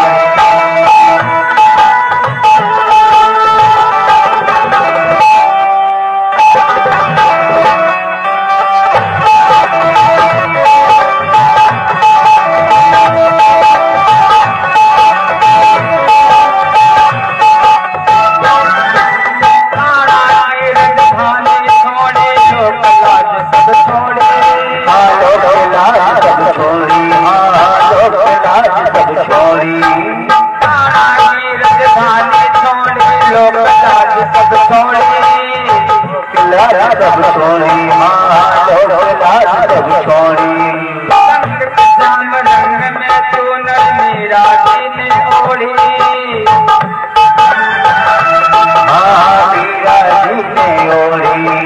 संगत श्याम रंग में तू मेरा दिन ओढ़ी,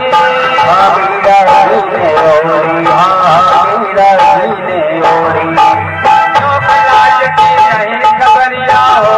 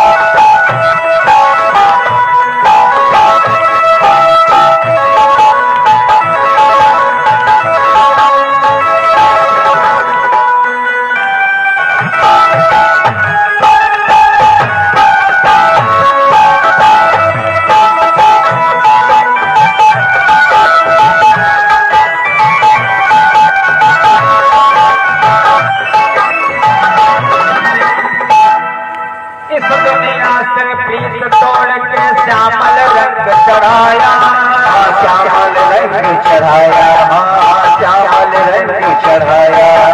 इस दुनिया से प्रीत तोड़ के श्यामल रंग चढ़ाया, श्यामल रंग चढ़ाया, श्यामल रंग चढ़ाया। पति का छोड़ दिया और गिरधर गिरधर गाया, गिरधर गिरधर गाया, गिरधर गिरधर गाया। छोड़ दिया और गिरधर गिरधर गाया, गिरधर गिरधर गाया, गिरधर गिरधर गाया। तो ऐसी भई गवरिया हो,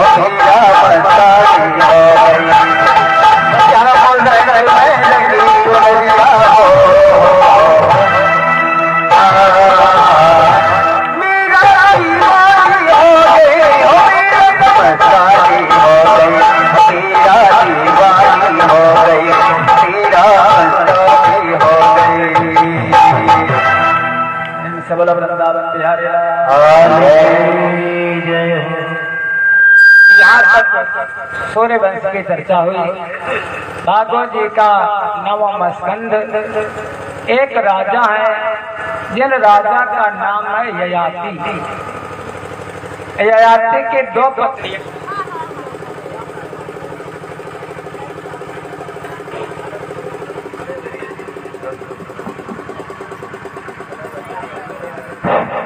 प्रेम से बोलो वृंदावन बिहारी लाल की जय। ययाति की 2 पत्नियां हैं। एक पत्नी का नाम है शर्मिष्ठा, दूसरी पत्नी का नाम है देवयानी। ये वंश की परंपरा ध्यान देना। जो देवयानी है वो शुक्राचार्य जी की बेटी है, ब्राह्मण की बेटी। और जो शर्मिष्ठा है वो एक राक्षस है जिसका नाम बृहस्पति की पुत्री है। रानी बनकर के आई थी देवयानी और दासी बनकर के आई थी शर्मिष्ठा। कुछ ऐसी बात हो गई थी, वो कथा अलग है। लेकिन एक शर्त लगा दी थी महाराज शुक्राचार्य जी ने ययाति के साथ, क्योंकि ययाति ने ये जो देवयानी थी कुएं में गिरी पड़ी थी, शर्मिष्ठा ने धक्का दे दिया था, हाथ पकड़ करके निकाला था, इसलिए पाणी ग्रहण हो गया था एक क्षत्रिय का एक ब्राह्मण कन्या के साथ। लेकिन शुक्राचार्य जी ने कहा ये बृहस्पति की बेटी साथ में जा तो रही है दासी बन करके, लेकिन राजन इसके साथ कभी संसर्ग मत करना। अगर इसके साथ तुम संसर्ग करोगे तो ठीक नहीं होगा। राजा लोग होते हैं, उनकी रानियां भी होती हैं, दासियां भी होती हैं, मन की मानी करते हैं। समय बीता, देवयानी के 2 पुत्र हुए, यदु और दूसरे का नाम है तुरवस। 2 पुत्र हुए। जो शर्मिष्ठा है, शर्मिष्ठा एक दिन ऋतु स्नान से निवृत्त हुई, आकर के राजा के पास पहुंची। राजन, मैंने ऋतु स्नान किया है, मैं आपसे कुछ चाहती हूँ। राजा लोग ऐसे होते, उन्होंने उसके साथ संसर्ग किया शर्मिष्ठा के साथ, और वो भी गर्भवती हुई, उसके पुत्र हुआ त्रयो तुरवस पुरु, 3 बेटे हुए। पता चला देवयानी को क्रोध आया। देवयानी अपने पिताजी के यहाँ चले गए, शुक्राचार्य जी के यहाँ। शुक्राचार्य जी ने क्या किया, श्राप दे दिया ययाति को। अरे मैंने तुमको मना किया था कि ऐसा मत करना, लेकिन तुमने इस दासी के साथ ऐसा किया, जाओ बुढ़ापा आ जाए, तुमको वृद्ध हो जाओ। देखते देखते महाराज ययाति वृद्ध हो गए। बाद में फिर सोची साची देवयानी, बड़ी वाली पत्नी, अब जब हमारे पति बूढ़े हो गए तो ठीक तो है नहीं, मैं भी जवान हूँ, हमारे पति बूढ़े, क्या किया जाए। पिताजी के फिर विनती की, क्षमा मांगी। राजा ने भी विनती की, क्षमा मांगी। शुक्राचार्य ने कहा काम चल जाएगा, अगर कोई अपनी जवानी तुमको मांगे से दे दे तो ठीक है, वो बुढ़ापा ले ले, जवानी तुमको दे दे। कहने का ठीक है। घर को आए, जो सबसे बड़ा वाला बेटा है उससे पिताजी की कुछ ज्यादा आशा होती है, उसका नाम यदु। यदु से कहा बेटा जवानी दे दोगे थोड़ा देर के लिए। बेटे ने कहा खूब, बहुत अच्छे, अब जवान मैं हुआ, अब तुम बूढ़े हो गए हो, तुम जंगल को जाओ, जवानी क्यों दे दूं तुमको, मैं नहीं दूंगा। मना कर दिया।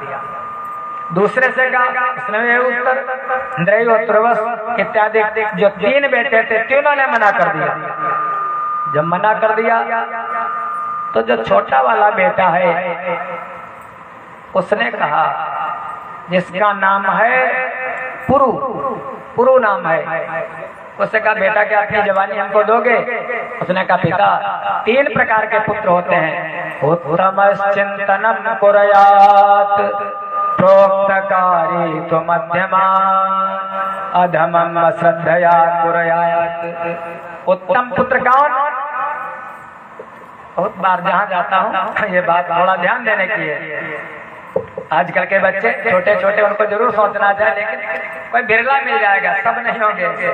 जो उत्तम पुत्र है वो अपने माता पिता के मन में जो बात आ जाए, पिता सोचे हमारा बेटा ऐसा करता, और बेटा मन के भाव को सोच करके अगर वैसा कर दे तो उत्तम है। केवल मन में सोचा था दशरथ जी ने, वो राम जी की बात हो तो रामो विग्रहवान धर्मा कह दिया।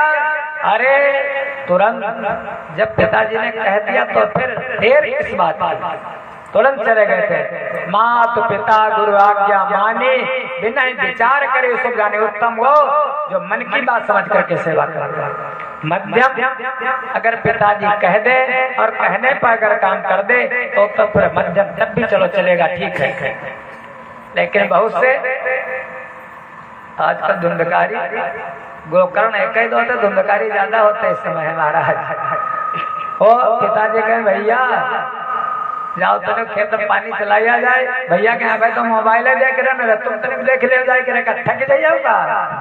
ऐसे जवाब दे देते हैं पिताजी को हमारा। क्या क्या माना है मात पिता न देवा, वो ऐसे थे 4-3 ऐसे निकल गए। जो छोटा वाला हो तो उत्तम पुत्र है,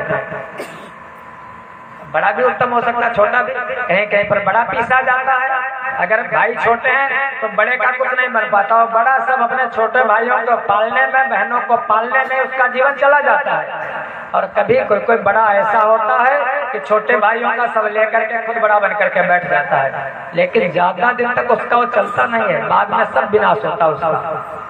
छोटे बेटे ने कहा पिताजी यह मेरी देह स्नेहमयी प्रभु की प्रेम निशानी है।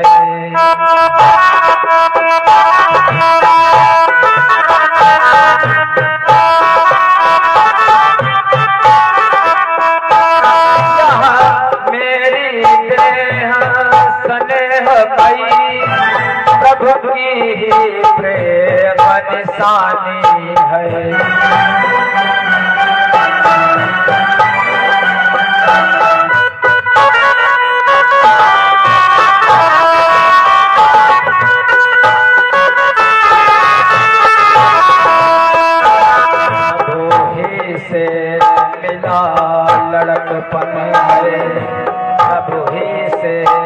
मिला लड़कपन प्रभु से मिली जवानी है।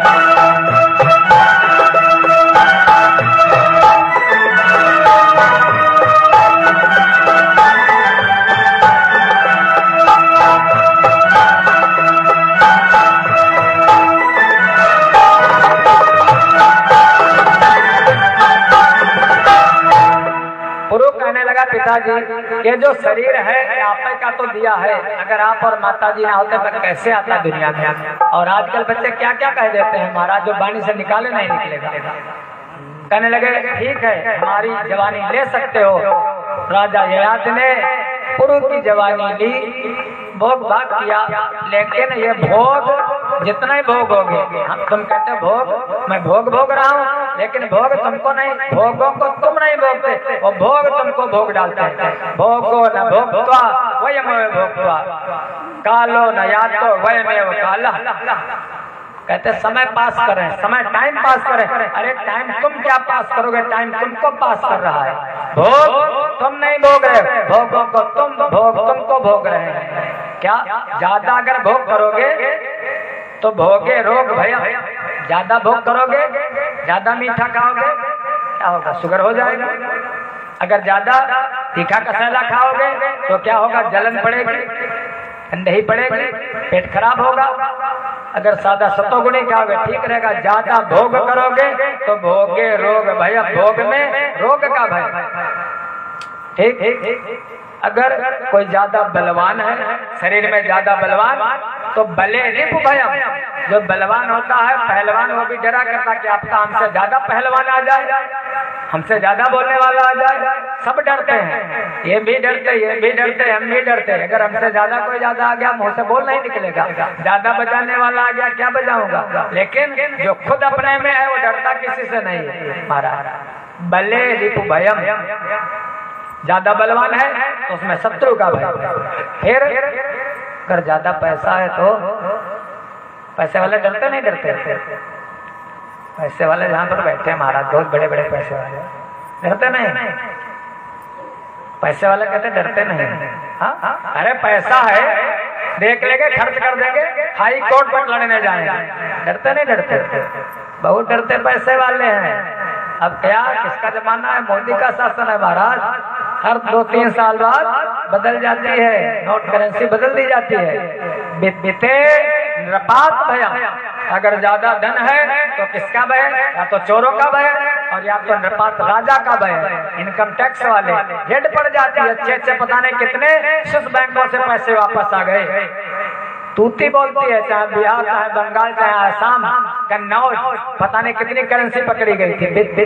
निरपात भयम, ज्यादा धन है तो राजा का भय, टैक्स लगा देगा। और अगर कोई ज्यादा कुलवान है तो आप लोगों में भी होता होगा, बर्मा, पटेल, कनौजिया, वो सब अलग अलग कोई ऐसे होते ना, उनका उनके यहाँ नहीं, उनका उनके यहाँ नहीं, हम ऊंचे वो नीचे। ऐसे ही हम लोगों में वो मिश्रा, वो शुक्ला, वो त्रिवेदी, वो 20 बिस्वा के, वो 40 बीघा के, वहाँ नहीं यहाँ नहीं। ये सब क्या ये कुछ बना रहे तो बाद में बना दिया गया सब। तो ज्यादा अगर कुलवान है, कुले चिंता भयम, अगर कुलवान है तो कुलवान को चिंता होती है, हाय तो ऊंचे नीचे न डारिया क्या, कुल को लेकर कुल भूजते हैं ना, भले को खाने को ना कुलवानों के घर में, लेकिन विवाह उनके महाराज छप्पर भले का ना हो, तवा पर रोटी ना हो, वो विवाह हो जाता है कुलवानों का ना। तो अब समय बदल गया फिलहाल। कुले चिंता भयम, हर चीज में चिंता है, लेकिन एक ऐसी चीज है जिसमें चिंता नहीं, क्या, वैराग्य में अभयम। अगर वैराग्य हो गया विषयों से, जानिए तब ही जीव जग जागा,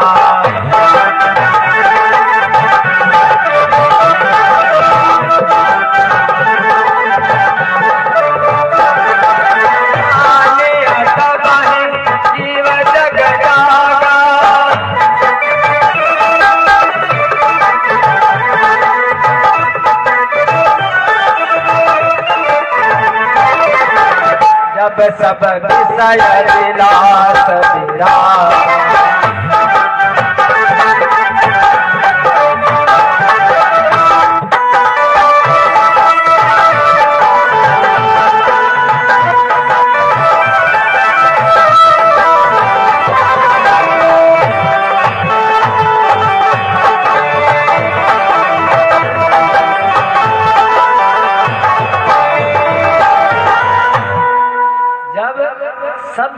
से वैराग्य हो जाए तो समझो जीव जग गया। वैराग्य में भय नहीं है, वैरागी कहते ना विरक्त। आज अच्छे अच्छे लोग आए हैं, ज्ञानी ज्ञानी लोग आए, हमारा हम खुद डर रहे हैं, जैसे क्या कहते ना बलेरी भयम, हम बलवान तो हैं अब, लेकिन जगदीश आगे बैठे हैं। अब हमें लगता क्या पता कुछ पकड़ ले महाराज, क्या कहते हो क्या सुनाते हो। हेमनाथ बैठे वो भी ज्ञानी आदमी, बड़े बड़े लोग यहाँ बैठे महाराज। तो अभय अगर है तो वैराग्य में अभय, वैराग्य में अभय है केवल बस। ऐसे निरंतर रहो, भगवान की भक्ति करते रहो, चिंता मत करो। 9वां स्कंद में थोड़ी सी कथा है। एक हुने के वंश में राजा ययाति के जो छोटे वाले बेटे हैं पुरु, उनको फिर जवानी वापस कर दी। राजा ययाति जंगल में तप करने के लिए चले गए। वैसे बड़ा बेटा राजा बनता था। उन यदु के वंश में कोई राजा नहीं बना आज तक। जो हमारे कन्हई जी हैं ये यदुवंशी कहे जाते हैं, यदुवंशी, यदु के वंशज हैं। और जो कंस है वो पुरुवंशी है, भोजवंशी है। भोजवंश ऐसे परंपरा चली, एक कथा इसीलिए सुनाई। आगे चल करके इन्हीं के एक राजा हुए वृषणी वंश में, जिनका नाम है आहु। तस्या आहुपीचा कन्या चैवाहुकात्मजौ देवक उग्रसेनश्च चत्वारो देवकात्मजा। वृषणी वंश में आहुक नाम के राजा हुए। आहुक के देवक, देवक के उग्रसेन, उग्रसेन के 4 पुत्र और 7 पुत्रियां, जिसमें देवकी सबसे छोटी है। उग्रसेन और देवक तो भाई भाई है। जो देवक है, देवक के 7 पुत्रियां हैं, सबसे छोटी देवकी। और जो उग्रसेन है, उग्रसेन के 9 पुत्र हैं और 5 कन्याएं हैं। इनका विवाह वसुदेव के छोटे भाइयों के साथ किया। इन सब ने, जो उग्रसेन के 9 पुत्र हैं, कंसा सुनामान्योग्रह कंका संकासुस्तथा राष्ट्रपालो सृष्टिश्च तुष्टिमानो उग्रसेनयः। ये 9 पुत्र हैं। जो सबसे बड़ा है उसका नाम है कंस, और 5 पुत्रियां हैं, 5 बेटियां हैं। सब में प्रेम है बराबर। कंस अपनी चचेरी बहन से बड़ा प्रेम करता है, जो देवक की बेटी है, जिसका नाम है देवकी। एक और घटना है, कंस जब थोड़ा बड़ा हुआ, कंस का जन्म हुआ, कंस बड़ा हुआ थोड़ा, तो भगवान भोलेनाथ की तपस्या की। भोले बाबा की तपस्या की। तपस्या करके भोले बाबा ने एक उसको धनुष दिया। धनुष को ले जा करके अपने राज्य में रख दिया। कंस ने धनुष की नित्य पूजा करता था। जब 1 साल हो जाता था तो धनुष यज्ञ करता था और उस धनुष को उठाता था। सारी सभा लगी होती थी राजाज्ञा के द्वारा, और सारी सभा में उस धनुष को उठा करके तीर चढ़ाता था और खींच देता था। तीर जिसके लग जाता था उसकी बलि मानी जाती थी। ऐसा होता था। पट्टी बांधी जाती थी आंखों पर। जब कन्हई को बुलाया था कृष्ण बलराम को, तो उसने चाल चली थी। जो पट्टी बनवाई थी वो जालीदार पट्टी बनवाई थी। सोचा था अगर वैसे होगा तो ऐसे मार देंगे। मारने के बड़े प्लान किए थे भगवान को। अब कंस जब थोड़ा युवा हुआ, पता नहीं कितने बच्चों को मारता है, पीटता है, और उसके साथी बन गए 4। कौन? चाणूर, मुष्टिक, कूट और सल। अपने मन से नहीं करता कंस, इन्हीं के बताए पर चलता है। ये चंडाल चौकड़ी कहते ना, एक निरंजन। अगर एक है तो निरंजन जहां जैसे चले जाओ। 2 सुखी, एक में हम लोग जब अकेले चलते विचार नहीं करना पड़ता, बिल्कुल मस्त मस्त। लेकिन अगर दो लोग हो गए, कम से कम झोला बचाने वाला तो है, कहीं स्टेशन पर चले, सफर में चले, दो सुखी। बस अगर एक कहते हैं ना नंग नहाय निचोरे का, अगर अकेले हो, विवाह नहीं किया तो काहे की चिंता, न बच्चों की न पत्नी की, कोई न, एक निरंजन। फिर अगर दो पत्नी आ गई तो दो सुखी, रोटी भी मिलेगी, कपड़े भी छठे मिलेंगे, सेवा भी मिलेगी, दो सुखी। फिर तीन, जब तक दो रहते हैं तब तक सुख रहता है। और जहां तीसरा आया क्या है, बस तीन में खटपट, जैसे तीन होते खटापटी शुरू हो जाती, प्रेम बट जाता है। पति पत्नी का प्रेम उतना कहते हैं तुमको बहुत मानती हूँ, मानती कुछ नहीं, बेटों से ज्यादा नहीं मानते हैं, चाहे जो कुछ हो जाए। जितना माँ का प्रेम बेटे से होता है उतना पति से नहीं होता। तीन में खटपट, और चार, जब चार हो जाते चार दुखी तो फिर ऐसे ऐसे चार हैं साथी, चाड़ूर मुष्ट कूट और सल, इसी की चंडाल चौकड़ी। ऐसे दुर्योधन जो था, दुर्योधन के भी चार थे, चार साथी थे। कौन? शकुनी, दुशासन, जयद्रथ और कर्ण, उनके भी चार थे। जहाँ पर चार होते हैं तो कुछ न कुछ खटपट जरूर करते हैं, चार में चौपट पट। ये बात मानता नहीं था। एक दिन की बात, मगध का राजा, मगध का सम्राट, जिसका नाम जरासंध आया, दिग्विजय करने के लिए निकल पड़ा, मथुरा पर आक्रमण कर दिया, डेरा डाल दिया यमुना जी के किनारे। बड़े बड़े हाथी घोड़े, एक हाथी उसका बांध दिया उसने एक बड़े से खूंटे में। उस हाथी ने खूंटे को उखाड़ दिया। 10,000 हाथियों का बल, नाम है कुबलिया पीर। गया उग्रसेन के बगीचे को रौंद डाला उस हाथी ने। यमुना जी के किनारे हाथी भाग रहा है, पता नहीं कितने सैनिक उसके पीछे, हाथी को पकड़ नहीं पा रहे हैं। कंस टहलने के लिए निकला था, उसने देखा अरे हमारा सारा बगीचा बढ़िया बढ़िया फूल बहुत नुकसान कर दिया। हाथी की सूंड को पकड़ लिया और पकड़ करके घसीटता हुआ जहाँ पर डेरे लगे थे लेकर के चल दिया। कौन राजा, किसका हाथी है? जरासंध बाहर निकल के आया, अरे हजारों सैनिक जिसको पकड़ नहीं पाते थे हमारे हाथी को, अकेला यहाँ का राजकुमार पकड़ करके आ रहा है। प्लानिंग खत्म, चढ़ाई नहीं करूंगा, युद्ध नहीं करूंगा, जीत नहीं पाऊंगा इससे। हमारी दो बेटियां हैं, एक का नाम मस्ती, दूसरे का नाम ताप्ती, इसके साथ विवाह कर दूंगा। कंस के साथ जरासंध ने अपनी दोनों बेटियों का विवाह कर दिया। एक का नाम अस्ति, अस्ति माने है प्राप्ति, माने और आता रहे और आता रहे, और कंस माने हमारा मन जो निरंतर चंचल, निरंतर चंचल। बहुत दुष्ट था। उग्रसेन कहने लगे बेटा ज्यादा उत्पात मत करो। उग्रसेन कहने लगे कर्ण उपद्रव लाल, पकड़ दुष्ट ने पिता को दिया जेल में डाल। अब जब पिता जेल में तो खुद मुख्तियार, खुद शहंशाह बन करके बैठ गया, प्रजा को सताने लगा। 3 बातों को ध्यान में रखना। जब उग्रसेन के जैसे बुढ़ापा आए तो राज्य से ज्यादा चिपकना मत।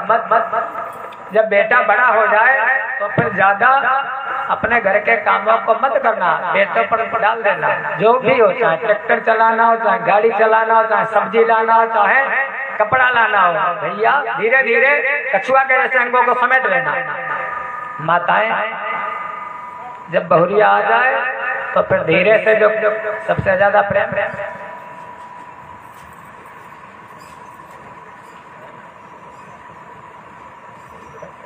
प्रेम से बोलो वृंदावन बिहारी लाल की। भैया अड़ेरा से पधारे, बहुत बहुत धन्यवाद। प्रेम से बोलो भागवत भगवान की। 3 बातों का ध्यान रखना। नौन कौन, हमारे गुरुदेव का कथन है, नौन कौन और मौन। माताएं क्या करते हैं, जो चाबी होती है कहाँ की, अलमारी वाली नहीं, किचन वाली, किचन में किसका शासन? माता जी का। तो किचन, वो किचन बड़ा संभालती है। जैसे बहुरिया आए चाबी उसकी दे देना उसको, ज्यादा टोक टाक मत। अब तो तेल डाल दियो, तुम्हारी अम्मा का यह शिकायत है, इतनी सब्जी काट दी, इतनी रोटी खराब कर दी, इतने चावल बना डाले।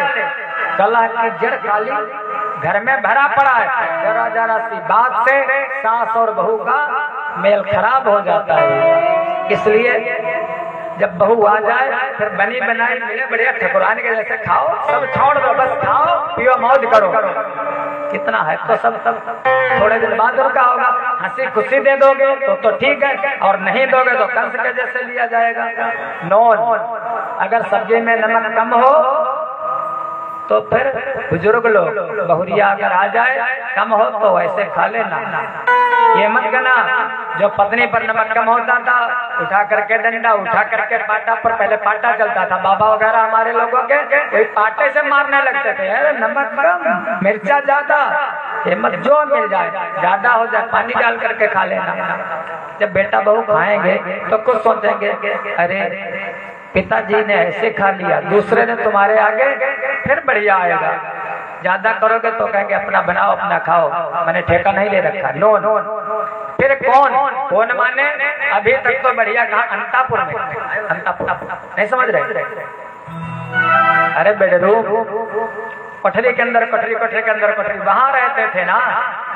अब जब सब सफेद हो गया, झुर्रियां पड़ गई, तब भी अंदर नहीं। कौन माने? बिल्कुल दुआरे आ जाओ, किनारे चौथे पन जाइन रफकानन, कौन ना पकड़ लो, समस्या नहीं बनेगी। फिर मौन, बेटा खुद बड़ा हो गया। जो चिड़िया होती है, आज किसी ने उल्लू के बच्चे देखे, जब उल्लू अगर बच्चों को पैदा कर दिया, गरगैया ने बच्चों को पैदा कर दिया, जब वो चुगने लायक हो गए चोंच मार करके भगा देते। पता नहीं कहाँ वो चले जाते, पता नहीं कहाँ वो चले जाते। लेकिन मनुष्य ऐसा है, बेटा कितना भी बड़ा हो जाए, कितना भी बुढ़ा हो जाए, वो ऐसा करे, ऐसा तुम्हारे भाई कह गए रहे, ऐसा ऐसा करना हर समय डायरेक्शन। तो बेटा खुद तुम्हारा बड़ा हो गया, पढ़ लिख गया, तो उसको ज्यादा डायरेक्शन, ज्यादा इंफॉर्मेशन देने की कोशिश मत करना। जब जाए, जब आए, कहाँ गए थे, कहाँ से आए, ठीक ठाक होगा, संस्कार होंगे, गलत रास्ते पर नहीं जाएगा। और अगर दुष्कर्मी कुकर्मी होगा तो कितना संभालोगे, संभलने वाला नहीं। बहुत संभाला था धुंधकारी को आत्मदेव ने, लेकिन नहीं संभला। गोकर्ण के साथ कुछ नहीं किया, वो संभल गया अपने कर्मानुसार। नौन, कौन, मौन, तीन बातों का ध्यान रखना। उग्रसेन ने दिया वैसी गति होगी, जेल में डाल दिया, राजा बन गया। इधर जो इसकी छोटी वाली बहन है जिसका नाम है देवकी, देवकी से बड़ा प्रेम करता है। देवकी का विवाह किया महाराज देवक ने। एक राजा है जिनका नाम आहुक धुंधुकी, आहुक धुंधुभी। जब इनका जन्म हुआ था तो आकाश में ढोल नगाड़े बजे थे। नाम है, बाद में रख दिया वसुदेव। वसुदेव सुतम देवम, जो वसुदेव के पुत्र हैं कन्हई, वसुदेव जी के साथ विवाह कर दिया अपनी बहन का, जिसका नाम है देवकी। देवकी के साथ विवाह किया, बड़ा प्रेम करता है। और जब विदाई होने लगी तो सोचने लगा कि बहन को ड्राइवर लेकर के नहीं जाएगा, रथ पर सारथी लेकर के नहीं जाएगा, अपनी बहन का रथ लेकर के मैं जाऊंगा, रास्ते में कुछ बात करूंगा अपनी बहन से। इतना प्यार करता था। अब वसुदेव को भी बिठा लिया, देवकी को भी बिठा लिया, और रथ लेकर के कंस चल देता है। सारथी कौन है? कंस। कंस माने हमारा मन, जो मन की मानी करे। सारथी अगर बनाना तो किसको बनाओ? सारथी बनाओ परमपिता परमात्मा को, सारथी बनाओ किसी श्रेष्ठ को। लेकिन यहाँ पर सारथी को हटा करके कंस अर्जुन के सारथी, अर्जुन के सारथी कन्हई है। महाभारत पर विजय प्राप्त कर ली है, महाभारत के युद्ध को जीत लिया है, लेकिन कंस का, वसुदेव का सारथी कंस। रथ अपने गंतव्य तक तो पहुंच नहीं सका। बीच में ही जैसे रथ के लिए जा रहा है, अचानक आकाशवाणी हुई, उग्रसेन सुतः कंसः स्वसुप्रिय चिकीर्षयः रसमेन हयानां जग्राह रोकमय रथ सतैर्वतः। उग्रसेन सुता कंस, उग्रसेन का जो बेटा कंस है वो रथ का सारथी बन गया।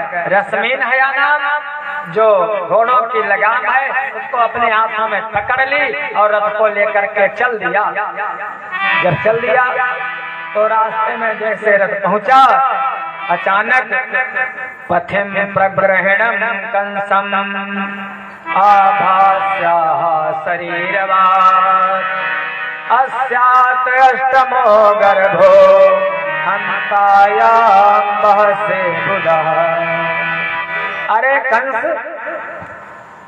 तू बड़ा प्रेम से जिस अपनी बहन को लिए जा रहा है, इसका जो आत्मा लाल होगा ओ हंतायाम बहसे बुधा, तेरा काल होगा, उसी के द्वारा तू मारा जाएगा। कंस ने लगाम को छोड़ दिया, घोड़ों की लगाम छोड़ दी, घोड़ा रुक गए, रथ रुक गया। जिस हाथ में लगाम थी, देखो कंस का मन कैसा है, जरा देर में बदल जाने वाला। लगाम वाले हाथ में तलवार आ गई और जो दूसरा हाथ था उस हाथ में उसी बहन से जितना प्रेम करता था उसकी चोटी आ गई, बाल पकड़ लिया, कहने लगा जो जड़ ही को मिटा दूंगा तो होगी डाल, फिर कैसे न होगी देवकी ही जब तो होगा लाल, फिर कैसे मार डालूंगा इसको। कंस की बुद्धि एक बैंगन के जैसी, खाली का बैंगन। पुष्पदेव जी ने सोचा लड़कर के तो जीतूंगा नहीं, साम दाम दंड भेद 4 नीतियां हैं, साम नीति अपनाई। कहने के राजा, किसी स्त्री पर हाथ उठाना शोभा नहीं देता, ऐसा करो हमको ले चलो, मैं प्रतिज्ञा करता हूँ, धर्म का धारण करने वाले हैं पुष्पदेव जी, जो कोई भी बेटा होगा मैं ला करके तुमको समर्पित कर दूंगा, जैसे इसका 8वां बेटा होगा ला करके समर्पित कर दूंगा। कहने का ठीक। कंस वैसे रथ को वापस लाया और ला करके राजमहल में उनको कर दिया, नजरबंद कर दिया, जेल में नहीं डाल दिया। कि कोई राजमहल ऐसा होगा जहाँ पर नजरबंद, जैसे कोरोना समय में किसी को क्या लॉक कर दिया जाता था, वैसे ठीक है बच्चा हो तो हमको दे देना। तब तक देवर्षि नारद आए, कहने लगे राजन 8वें की बात करते हो, एक कमल का पुष्प देखो, इस कमल के पुष्प में 8 पंखुड़ियां हैं, इनको गिनो तो। कंस ने गिना 1 2 3 4 5 6 7 8। कहने लगे दूसरी से फिर गिनो, फिर गिना तो फिर वो 8। कहने लगे जो पहला है वही 8वां है, जो 8वां है वही पहला है। इसलिए राजन ऐसा करो, जो इनका पहला बेटा हुआ है वसुदेव जी की 7 रानियां हैं, 7 पटरानियां, जिनमें देवकी सबसे बड़ी है। एक का नाम है पौरवी, दूसरी का नाम है रोहिणी, तीसरी का नाम है भद्रा, चौथी का नाम है मदिरा, 5वीं का नाम रोचना, 6वीं का नाम मीला और 7वीं का नाम देवकी। देवकी जो बड़ी रानी है, उन्हीं के साथ वसुदेव जी को जेल में डाला। जैसे बेटा हुआ, पहला पुत्र हुआ कीर्तिमन्तं सुसेनम भद्रसेनम उदारथी ऋजु सम्मर्दनम भद्रम संकर्षण महीक्षितम। सबसे बड़ा बेटा जिसका नाम कीर्तिमंत, वसुदेव जी लेकर के अपने वचन के अनुसार आ गए। कंस मानना नहीं चाहता था, लेकिन जब नारद जी ने कमल दिखाया, वसुदेव के हाथ से बेटे को ले लिया। वहीं पर एक सिरा खंड पड़ा था, उस पर उठा करके पटक दिया। दूसरा बेटा हुआ, दूसरे का नाम रखा सुसेन। सुसेन को लेकर के आए, उसका भी वध कर दिया। भद्रसेन, उदारथी, कितने हो गए? कीर्तिमंत, सुसेन, भद्रसेन उदारथी कितने हुए? हाँ आप लोग सुनते हो या ऐसे का अंदर बैठाए पढ़ रहा जवाब है ना, याद रखना। 7 रानियां हैं और 7 पुत्र हैं, 8वें कन्हई है। कीर्तिमंतम सुसेनम चा भद्रसेनम उदारथी, 4 का वध कर दिया। रिजु सम्मर्दनम, उनकी भी गति वही की। जब 7वें का समय आया तो पता चला, कंस ने पहरा बिठा रखा था कारागार में, तो भगवान ने योग माया का आवाहन किया। योग माया आई और योग माया को आदेश दिया भगवान ने, ऐसा कर तो यहाँ से जा, गच्छ देवी ब्रजम भद्रे गोप गोभिर अलंकृतम रोहिणी वसुदेवस्य भार्यानंद गोकुले। ये जो वसुदेव जी की भार्या है रोहिणी, ये देवकी का जो गर्भ है इसको आकर्षण संकर्षण विधि से यहाँ से वहाँ ट्रांसफर कर दे। आजकल आप लोग कहते हैं विज्ञान बहुत आगे है, ट्रांसलेशन होता है, लेकिन तब का विज्ञान देखो भगवान का देवकी के गर्भ से और ट्रांसप्लांट हो गया। कहाँ? रोहिणी के गर्भ में। कंस आया तो कारागार में उसको क्या दिखाई दिया? 1000 फन वाला सांप दिखाई दिया। कंस भयभीत हो गया और वहां से भाग गया। सभी प्रसूति का ग्रह वाली स्त्रियों ने बताया देवकी का जो 7वां गर्भ था वो स्खलित हो गया, गर्भ गिर गया। इधर एक अवतार हुआ, प्रेम से बोलो बलराम भगवान की। भाद्रपद महीने की षष्ठी के दिन बलराम का अवतार हुआ, जिनके पास बहुत बल है, शेषनाग का अवतार माने जाते हैं, उनका अवतार हुआ। समय बीता, भगवान ने अपनी माया का आवाहन किया। नामधेयानि कुर्वन्ति अस्थानानि च नरा भुवि दुर्गेति भद्रकालीति विजया वैष्णवी चा। स्मरण किया तो प्रकट हो गई। ऐसा कर मैं तो मथुरा में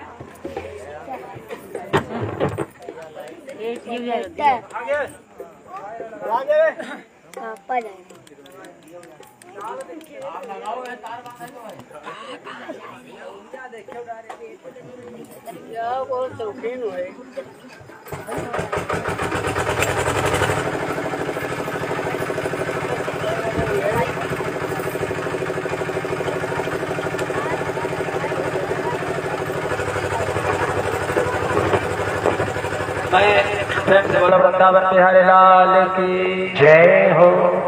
भगवान ने कहा योग माया मैं तो मथुरा में जन्म लूंगा और तू जाकर के गोकुल में प्रकट हो जा, नंद यशोदा के घर में।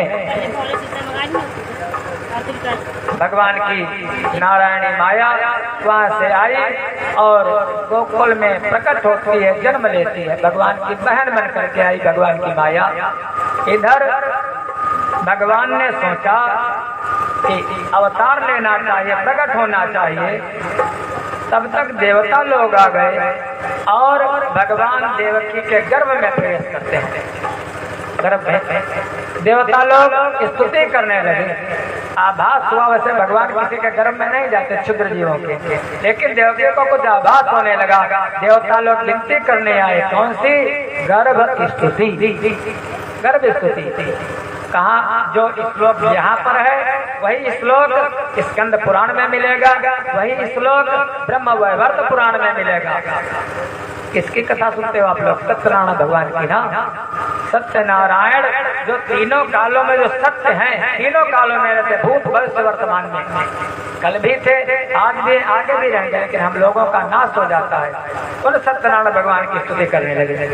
कन्हई पूर्ण ब्रह्म है, सत्यनारायण है, विनती करने लगे।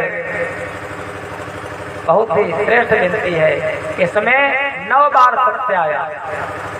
सत्य व्रतम सत्य परम त्रिसत्यम सत्य योनिम निहितम च सत्ये सत्य सत्य व्रत सत्य नेत्रम सत्यात्मका त्वाम शरणं प्रपन्ना।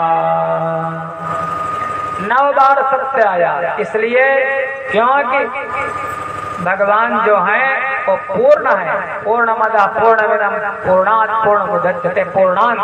9 को पूर्णांक माना जाता है। भगवान राम जी ने 9वें के दिन अवतार इसीलिए लिया है, क्योंकि अगर 9 का पहाड़ा पढ़ो, अगर 2-3 का पहाड़ा पढ़ोगे तो कोई फर्क पड़ने वाला नहीं, लेकिन 9 का पढ़ोगे तो 9 एकम 9, 9 दूनी 18 तो 8 एक 9, 9 3 27 7 2 9, 9 ही बचेगा।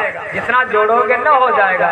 9 7 63 63 7 2 9, 9 9 81 8 1 9। तो परमात्मा जो है वो पूर्णांक है। नवधा भक्ति जब कोई करता है तो परमात्मा प्रकट हो जाता है। इसलिए भगवान राम जी 9वीं के दिन आए। कन्हई ने सोचा 9वीं को तो श्रेष्ठ मानते हैं, लेकिन अष्टमी को रिक्ता मानते। अष्टमी के दिन पाठ नहीं होता है, वेद पाठ नहीं होता है, ठीक नहीं मानते। तो अष्टमी को भी मैं ठीक कर दूंगा। भगवान ने इसीलिए अष्टमी के दिन अवतार लिया कन्हई ने। एक बात और सोची भगवान ने, कन्हई ने, कि भगवान राम जी ने जब अवतार लिया था तो मध्याह्न काल का समय था, क्योंकि सूर्य वंश में आए हैं। मध्याह्न काल का समय, और मैं जब अवतार लूंगा तो चंद्र वंश में लूंगा अवतार। भगवान चंद्रवंशी है, और जब चंद्रवंश में लूंगा तो चंद्रमा तो होना चाहिए। अगर चंद्रमा नहीं होगा चंद्रवंश में आऊंगा कैसे? इसलिए अष्टमी के दिन चंद्रमा थोड़ा देर में निकलता है, वही लगभग 11 साढ़े 11 बजे के करीब जब चंद्रमा निकल आता है तब भगवान रात्रि के 12 बजे इसीलिए अवतार लेते हैं। रात्रि को 12 बजे अवतार लेने का कारण यही है। फिर भगवान ने एक बात और सोची कि भगवान की 3 शक्तियां हैं। एक है क्रिया की, एक है ज्ञान की, और एक है प्रेम की। परशुराम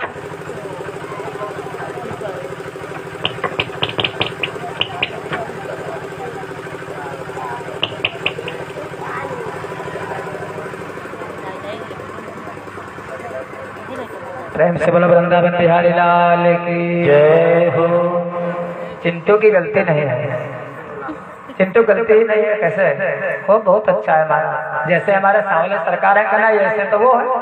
और ये हर समय मुस्कुराते रहते हैं कन्हई, और चिंटू भी हर समय मुस्कुराते रहते हैं। कहते थे इंद्रजीत हर समय मुस्कुराते रहते हैं। और फिर जैसे ये तैसे वो। और इनके जब जन्म का समय होता तो अंधकार था, बहुत घोर अंधेरा था महाराज। तो इनके जन्म के समय प्राकट्य के समय वैसा तो होगा, खटर पटर तो होगी। इनसे अगर कोई कहता थोड़ा ठीक खड़े हो जाओ, एक जगह खड़े नहीं होते थे, एक जगह रुकते, 8 जगह से टेढ़े होकर के। कंस को ये बताया था कि ज्योतिषी ने कहा था तुम्हारी मृत्यु जिसके द्वारा होगी वो एक जगह रुकेगा नहीं, काला काला होगा, हिलता डुलता रहेगा। तो कंस कितना चिंतन करता है। उसका कोई भोजन बनाने वाला एक दिन आया, दाल बनाई अरहर की, दाल में छौंका लगाया, और घी में जो जीरा लगा था वो तो जीरा लग जाता तो एक बूंद जैसी बन जाती है, तेल हो या घी। तो जब दाल रखी जाती है तो जीरा हिलने लगता, जरा सा भी खट्टर पटर हो हिलने लगा। तो जैसे बावर्ची लेकर के महाराज भोजन करिए, अरे उसने कहा दुष्ट कहीं के मेरा काल है। उसने कहा काल? भोजन में काल? उसने कहा देखता नहीं, एक जगह रुकता नहीं है, काला काला है, टेढ़ा सा है, एक जगह। उसके द्वारा वो महाराजा को हटाओ। जीरा देख करके डरता था कंस, इतना जीरा में भी वो भगवान को देखता था, इतना चिंतन किया है कंस ने, तब भगवान ने उसको सदगति प्रदान की है। महाराज भगवान ने सोचा 3 शक्तियां हैं, एक क्रिया की, एक ज्ञान की, एक प्रेम की। तो जैसे परशुराम जी का अवतार 24 अवतार हुए, परशुराम जी के पास क्रिया की शक्ति है, तलवार है, फरसा है, बहुत काम करते हैं। ज्ञान भी बहुत है, ज्ञान की भी शक्ति है, लेकिन प्रेम की शक्ति नहीं है, प्रेम नहीं है। व्यास भगवान का अवतार हुआ, व्यास भगवान के पास ज्ञान की शक्ति है, क्रिया प्रेम की शक्ति है, लेकिन क्रिया की शक्ति नहीं है। ऐसे ही मत्स्य भगवान का अवतार, कभी मछली बन करके आ गए तो मछली के पास क्रिया की तो शक्ति है, लेकिन ज्ञान की शक्ति है, न प्रेम की शक्ति है। कछुआ का बन करके आए तब भी वही, नरसिंह का बन करके आए तब भी वही, मोहिनी का बन करके आए जब बढ़िया सुंदर बहुत है। प्रेम की शक्ति है, ज्ञान की भी शक्ति है, लेकिन क्रिया की शक्ति नहीं है। राम जी जब आए बन करके तो राम जी के पास क्रिया की भी शक्ति है, ज्ञान की भी शक्ति है, प्रेम की भी शक्ति है, लेकिन हमारे प्रभु श्री राम जी ने मर्यादा का पालन किया है, मर्यादा का लोप कहीं नहीं किया। रामो विग्रहवान धर्म, धर्म के साक्षात प्रतीक है भगवान राम जी। 12 कला से, वैसे उनकी कलाएं तो सबकी बराबर हैं, वो परमात्मा का ही रूप है, लेकिन कुछ कार्य ऐसे जो भगवान राम जी ने नहीं किए, चोरी कभी नहीं की, पर स्त्री की तरफ नजर उठा करके तक नहीं देखा है। लखनलाल से कहने लगे भगवान राम जी, एक छोटी सी दृष्टांत है। जैसे सुग्रीव लेकर के आया कुंडल इत्यादि, वहां पर आभूषण लेकर के आया, राम जी ने जैसे देखा, देख करके रोने लगे, आंसू बहने लगे।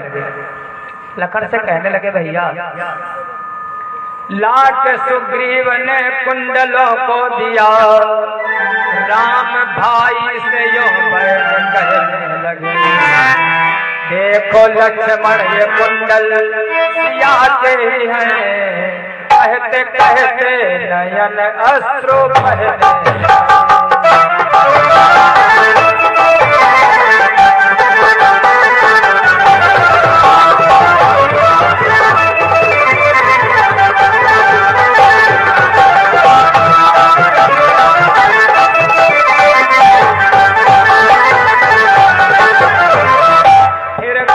मेरा मन है नहीं स्थिर लखड़, ये विरह में हूँ अतिशय,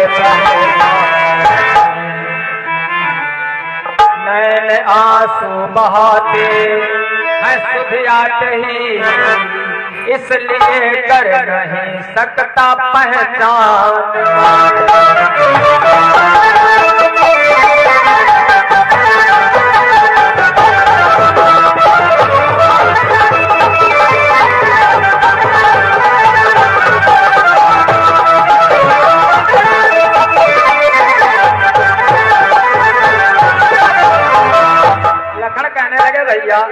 मैं कैसे जानूंगा, मैंने तो कभी देखा ही नहीं, इनकी पहचान मुश्किल है मेरे लिए, अकल की है वहाँ पर रसाई, जब कभी मेरे मासिया मैंने ऊपर नजर ही उठाई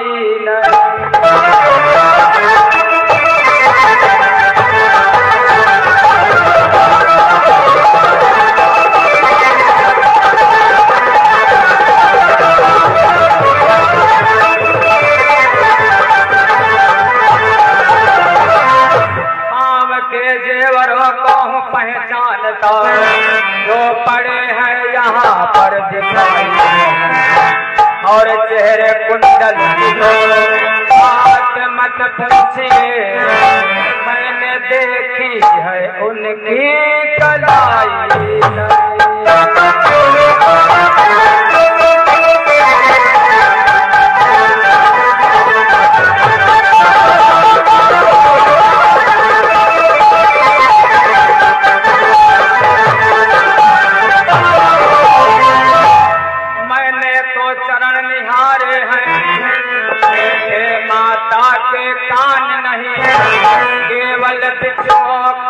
सेवक हूँ कुंडल की कुछ पहचान।